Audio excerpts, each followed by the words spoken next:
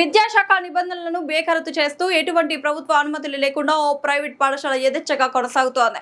విజయనగరం జిల్లా జామి మండలం అలమండ గ్రామంలో అమరావతి పబ్లిక్ స్కూల్ పేరుతో ఏర్పాటు చేసిన ఈ పాఠశాలకు విద్యాశాఖ నుండి ఎలాంటి గుర్తింపు లేదని విశ్వసనీయ సమాచారం.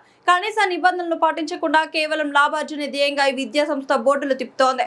నిబంధనలు తుంగలో ఫైర్ సేఫ్టీ శూన్యం, తల్లిదండ్రుల అమాయకత్వమే ఆసరా. అన్ని అనుమతులు ఉన్నాయంటూ రంగురంగుల బ్రోచర్లు, మాయమాటలతో యాజమాన్యం తల్లిదండ్రులను నమ్మిస్తోంది.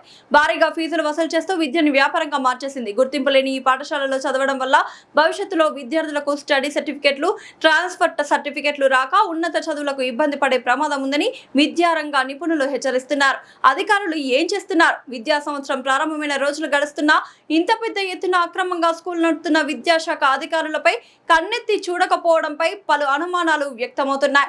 ఇప్పటికైనా ఉన్నత అధికారులు స్పందించి తక్షణమే సదరు పాఠశాలపై తనిఖీలు చేపట్టి సీజ్ చేయాలని, విద్యార్థుల తల్లిదండ్రులను అప్రమత్తం చేయాలని స్థానికులు, విద్యార్థి సంఘాలు డిమాండ్ చేస్తున్నాయి.